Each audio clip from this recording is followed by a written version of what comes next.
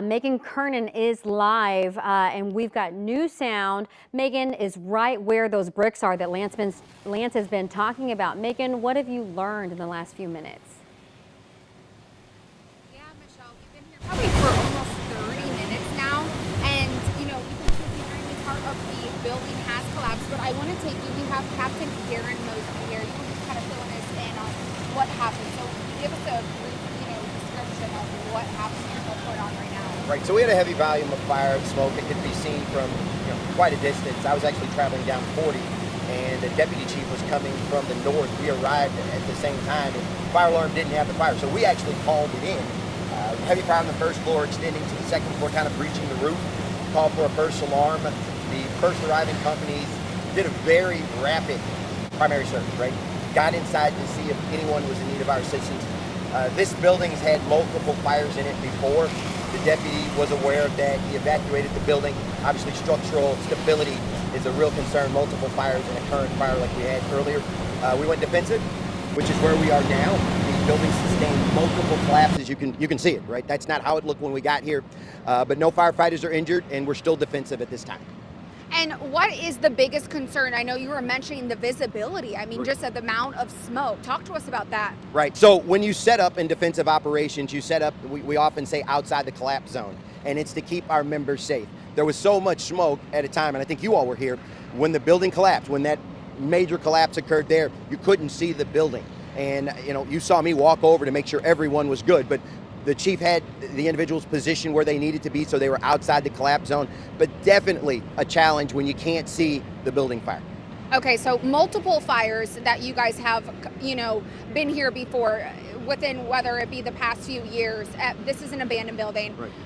What is your biggest concern right now of what, caused this, why it started? Right. Most of the fires that we've been here before were cooking fires, warming fires, and these are smaller fires, right? In early morning hours, usually we get in there, we knock them down, everybody goes home.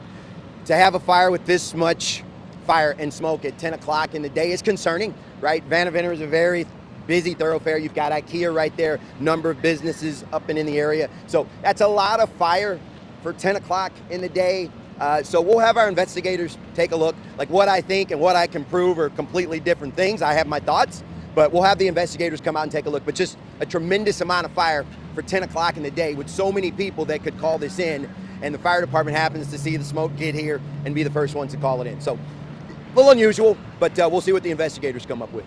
Wow, I mean, that's just insane. And 64, it was covering 64, which 64 was blocked off here at this area just because of the amount of smoke. Now, you said you aren't able to be 100% if there was anybody inside. Right now, you didn't report any injuries, right?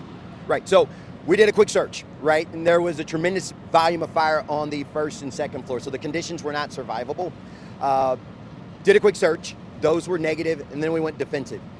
We will likely have our K9 team, after the smoke clears and things cool down, do a search just to ensure that no one was inside. Can I definitively say that 100%? No, not right now, but there are ways that we can check later, and we'll be doing that.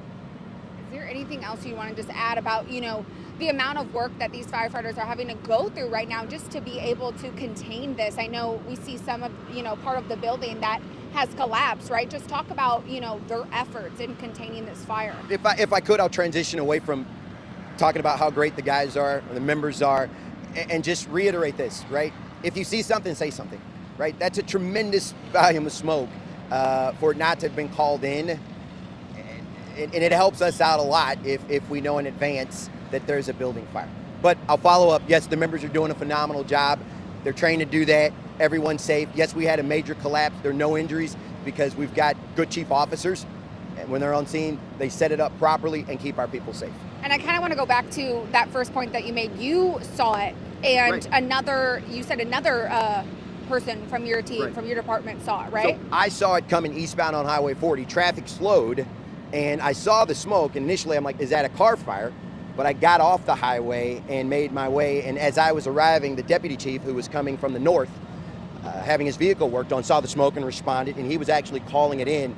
But our dispatch center didn't have the fire.